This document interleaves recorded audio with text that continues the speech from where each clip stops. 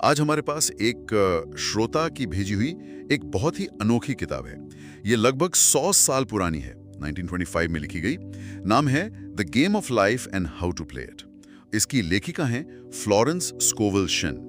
और हम आज जिस ऑडियो सोर्स पर बात कर रहे हैं वो बुक शेल्फ टॉक चैनल से है। 100 साल पुरानी किताब, लेकिन इसके आइडियाज आज भी उतनी ताजे लगते हैं। हाँ बिल्कुल।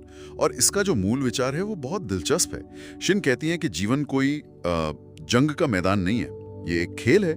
और किसी भी खेल की तरह अगर आपको नियम पता हो तो आप इसे जीत सकते हैं। तो आज हमारी कोशिश यही है कि इन नियमों की गहराई में उतरें और देखें कि क्या ये आज भी उतने ही कारगर हैं। बिल्कुल। और शिन की सबसे बड़ी खासियत यही है कि उन्होंने उस समय के गहरे आध्यात्मिक सिद्धांतों को बहुत ही सरल, बहुत प्रैक्टिकल भाषा में समझाया है। सही। ये किताब सिर्फ फलसफे की बात नहीं करती, ये असल में एक प्रैक्टिकल गाइड है। ये उन नियमों को अपनी जिंदगी में लागू करने के बारे में है। तो चलिए पहले नियम से ही शुरू करते हैं। शिन किताब की शुरुआत एक बहुत ही दमदार विचार से करती हैं कि जीवन देने और लेने का एक बड़ा खेल है। वो बाइबल का एक उदाहरण देती हैं, जो बोओगे वही काटोगे। मतलब हम जो कुछ भी अपने शब्दों, विचारों या कर्मों से इस दुनिया में भेजते हैं, वही चीज घूमकर हमारे पास वापस आती है। नफरत भेजेंगे तो नफरत, प्यार भेजेंगे तो प्यार। इसे कर्म का नियम भी कह सकते हैं, लेकिन शिन ने इसे एक बहुत अच्छा नाम दिया है, cosmic boomerang. Cosmic boomerang, wow. हाँ, आपका हर विचार, हर शब्द एक बुमरैंग की तरह है, जिसे आप ब्रह्मांड में फेंकते हैं और वो पूरी सटीकता के साथ आपके पास लौट कर आता है। इसीलिए वो कहती हैं कि अपनी बातचीत, यहाँ तक कि अपने मन में चल रही बातों को लेकर भी बहुत सावधान रहना चाहिए। ठीक है, ये कॉस्मिक बुमरैंग का आइडिया वो समझ में आता है, लेकिन सवाल ये है कि इस बुमरैंग को फेंकता कौन है? मतलब हमारे अंदर ऐसा क्या है जो इन विचारों और शब्दों को इतनी ताकत देता है? हाँ, यहीं पर उनकी साइकोलॉजी सामने आती है। वो मन को 3 हिस्सों में बांटती हैं। 3 हिस्सों में? हाँ, चेतन मन मतलब कॉन्शियस माइंड, अवचेतन मन यानी सबकॉन्शियस माइंड, और अधिचेतन मन सुपर कॉन्शियस माइंड। अच्छा। चेतन मन वो है जिसे हम मैं कहते हैं, जो सोचता है, तर्क करता है और बाहरी दुनिया को देखता है। ये वो हिस्सा है जो डर, शक और सीमाएं देखता है, जैसे बीमारी, गरीबी। और अवचेतन मन, शिन उसे बिना दिशा की शक्ति कहती हैं, जैसे भाप या बिजली। मतलब उसमें अपनी कोई सोचने की शक्ति नहीं है, वो सिर्फ आदेशों का पालन करता है। एग्जैक्टली। और ज्यादातर आदेश उसे हमारे चेतन मन से ही मिलते हैं। इसका एक बहुत ही चौंकाने वाला उदाहरण है किताब में। एक औरत जो बचपन में मजाक मजाक में काले कपड़े पहनकर विधवा होने का नाटक करती थी, और नतीजा ये हुआ कि विधवा होने की वो तस्वीर उसके अवचेतन मन में इतनी गहरी बैठ गई कि वो सच में हो गया। हाँ, कि शादी के कुछ ही समय बाद वो सच में विधवा हो गई। ये बहुत ही पावरफुल उदाहरण है, और ये इस बात पर जोर देता है कि अवचेतन मन में हास्य की कोई भावना नहीं होती। वो मजाक नहीं समझता। अच्छा। वो सिर्फ तस्वीर और उससे जुड़ी भावना को पकड़ता है। एक और कहानी है एक महिला की जो मजाक में सबसे कहती थी, अरे मैं तो गरीबों के घर जाने की तैयारी कर रही हूँ। वो इसे मजाक समझती रही, लेकिन उनका अवचेतन मन इसे एक आदेश की तरह ले रहा था। और कुछ ही सालों में उनकी आर्थिक स्थिति इतनी खराब हो गई कि वो लगभग कंगाल हो गई। ये बात थोड़ी डरावनी है। मतलब क्या हम कभी मजाक भी नहीं कर सकते? शिन के हिसाब से क्या हमारे अवचेतन मन में ह्यूमर की कोई जगह ही नहीं है? बहुत शाब्दिक होता है, वो भावना को पकड़ता है, व्यंग को नहीं। तो अगर मजाक में भी आप लगातार कमी या गरीबी की भावना को महसूस कर रहे हैं या उस तस्वीर को बार बार बना रहे हैं, तो आप उसी ऊर्जा को प्रोग्राम कर रहे हैं। ये सावधानी बरतने की बात है, चुप हो जाने की नहीं। अच्छा, समझ गया। और तीसरा हिस्सा है अधिचेतन मन, जिसे शिन ईश्वर का मन कहती हैं। इसके बारे में बताइए। अधिचेतन मन वो हिस्सा है जिसमें हर इंसान के जीवन का आदर्श नक्शा या डिवाइन डिजाइन मौजूद होता है। ये वो उत्तम योजना है जिसे हमें अपनी जिंदगी में पाना है। ये वो परफेक्ट पैटर्न है जहाँ स्वास्थ्य, दौलत, प्यार सब कुछ मौजूद है। तो अगर अवचेतन मन एक शक्तिशाली इंजन की तरह है, तो उसे चलाने के लिए स्टीयरिंग व्हील और एक्सेलरेटर क्या हैं? हम उसे सही दिशा में कैसे ले जा सकते हैं? बहुत अच्छा सवाल।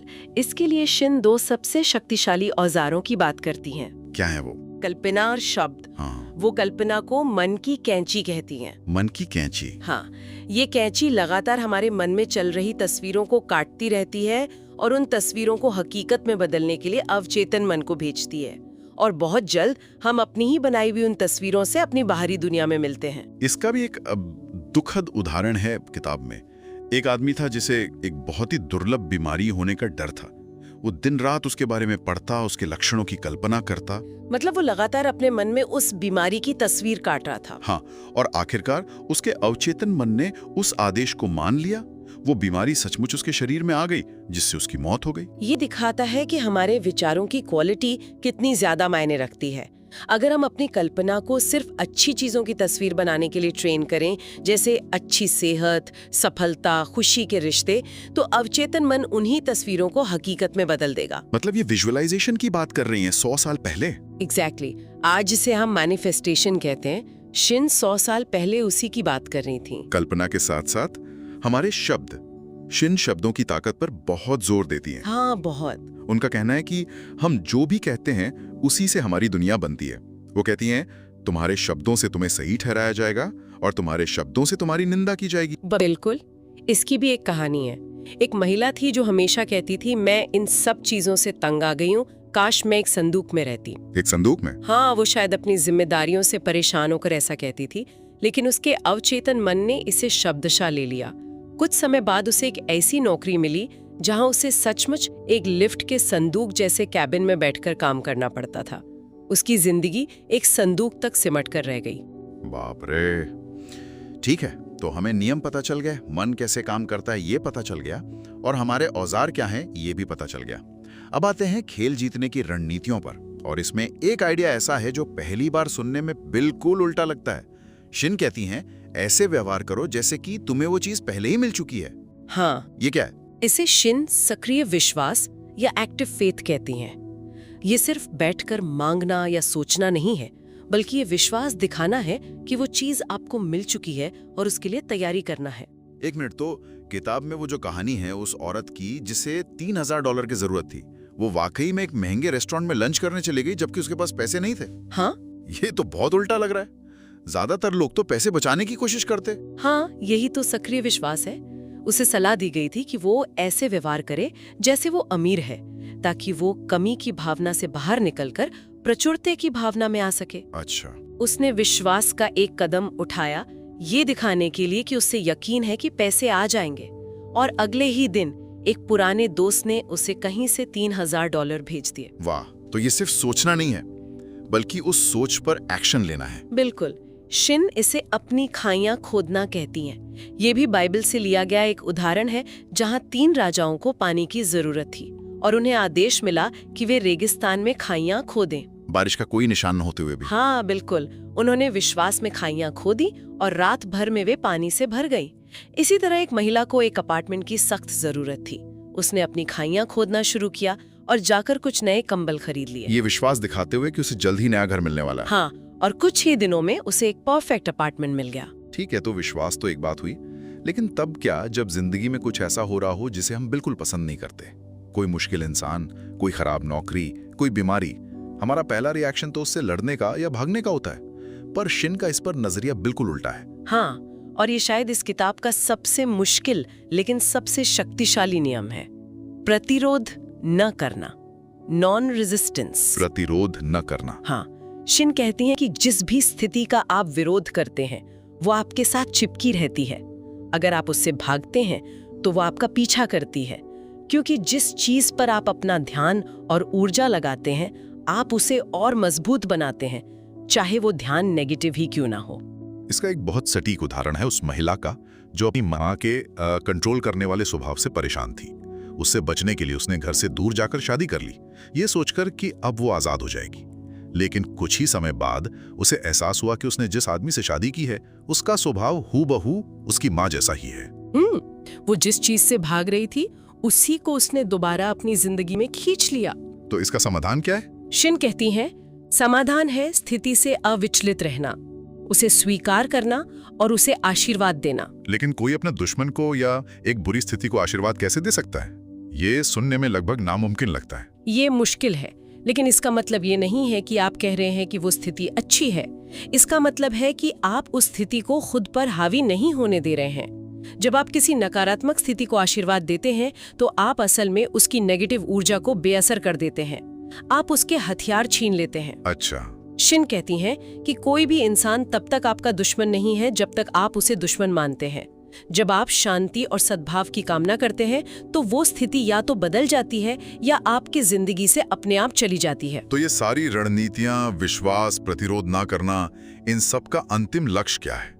हम ये खेल किस लिए खेल रहे हैं? क्या सिर्फ पैसा, सेहत और रिश्ते पाने के लिए? शिन के अनुसार अंतिम लक्ष्य इससे भी बड़ा है। वो है अपनी दिव्य योजना या डिवाइन प्लान को पाना। हर इंसान इस दुनिया में एक खास मकसद के साथ आया है। एक ऐसा काम है जिसे सिर्फ वही इंसान कर सकता है। अच्छा। जब हम अपनी छोटी मोटी इच्छाओं के बजाय उस दिव्य योजना के प्रकट होने की मांग करते हैं तो बाकी सब कुछ अपने आप सही जगह पर आ जाता है। मतलब जब आप अपने असली मकसद के साथ जुड़ जाते हैं तो सेहत, दौलत, प्यार और आत्म अभिव्यक्ति, जिसे शाबिन जीवन का वर्ग कहती हैं, ये चारों चीजें संतुलित हो जाती हैं। बिल्कुल, ये आपकी व्यक्तिगत इच्छा को एक उच्च उद्देश्य के साथ जोड़ देता है। तब आप सिर्फ अपने लिए नहीं मांग रहे होते, बल्कि उस बड़े डिजाइन को पूरा करने के लिए मांग रहे होते हैं जिसके लिए आपको बनाया गया है। ये सब सुनकर लगता है कि ये बहुत ही सख्त कारण और प्रभाव का नियम है। जैसा बोगे वैसा काटोगे। अगर हमने अतीत में कुछ गलतियां की हैं, कुछ गलत बूमरंग फेंक दिए हैं, तो क्या हमें उनका फल भुगतना ही पड़ेगा? क्या इस खेल में कोई get out jail free card भी है? हाँ है, और यही इस किताब की सबसे खूबसूरत बात है। शिन कहती हैं कि कर्म के नियम से भी ऊपर एक नियम है, क्षमा का नियम या अनुग्रह का नियम, द लॉ ऑफ फॉरगिवनेस और ग्रेस। जब हम अपनी गलतियों को ईमानदारी से स्वीकार करते हैं और मानते हैं कि हमने आध्यात्मिक नियम तोड़ा है और फिर क्षमा मांगते हैं, तो हम कारण और प्रभाव के उस चक्र से मुक्त हो जाते हैं। इसका कोई उदाहरण? हाँ, एक महिला की कहानी है जिसे बैंक से गलती से एक नकली $20 का बिल मिल गया। वो बहुत परेशान हुई। फिर उसे अचानक याद आया कि कुछ समय पहले उसने मजाक में अपने एक दोस्त को कुछ नकली पैसे भेजे थे। अच्छा, कर्मा। हाँ, उसे अपनी गलती का एहसास हुआ। उसने तुरंत क्षमा के नियम का आह्वान किया और माना कि उसका वो कर्म अब पूरा हो चुका है। जब वो बैंक वापस गई तो क्लर्क ने बिना कोई सवाल पूछे माफी मांगी और उसे असली बिल दे दिया। वो कर्म का कर्ज क्षमा के नियम से चुकता हो गया। तो फ्लोरेंस स्कोविल शिन की इस 100 साल पुरानी किताब से जो मुख्य बातें निकल कर आती हैं वो ये हैं: जीवन एक खेल है, इसे नियमों से खेला जाता है। हमारा मन, खासकर हमारा अवचेतन मन, इस खेल का मैदान है। हमारी कल्पना और हमारे शब्द वे औजार हैं जिनसे हम अपनी हकीकत बनाते हैं। और सक्रिय विश्वास और प्रतिरोध न करना वे रणनीतियां हैं जो हमें जीत की ओर ले जाती हैं। और सबसे दिलचस्प बात यह है कि हालांकि ये किताब 1925 की है, इसके विचार आज शायद पहले से भी ज्यादा प्रासंगिक हैं। आज हम mindset, visualisation, law of attraction और सेल्फ टॉक की शक्ति के बारे में जो इतनी बातें सुनते हैं, उन सब की जड़ें इन शुरुआती शिक्षाओं में हैं। सही बात है। ये किताब हमें एक बहुत ही सरल लेकिन गहरी सच्चाई याद दिलाती है। हमारी बाहरी दुनिया हमारी भीतरी दुनिया का ही प्रतिबिंब है। कहना है, मनुष्य के एकमात्र शत्रु उसके भीतर ही हैं। अगर ये सच है तो आज वो कौन सा एक आंतरिक शत्रु है? कोई बार बार आने वाला डर, कोई शक या कोई नकारात्मक वाक्य जिस पर शिन के इन सरल नियमों का उपयोग करके काम करना शुरू किया जा सकता है? जो लोग इस किताब को और गहराई से जानना चाहते हैं वे बुकशेल्फ टॉक चैनल पर इसका पूरा ऑडियो सुन सकते हैं। हमारी आज की चर्चा का स्रोत वहीं से था। सुनने के लिए धन्यवाद।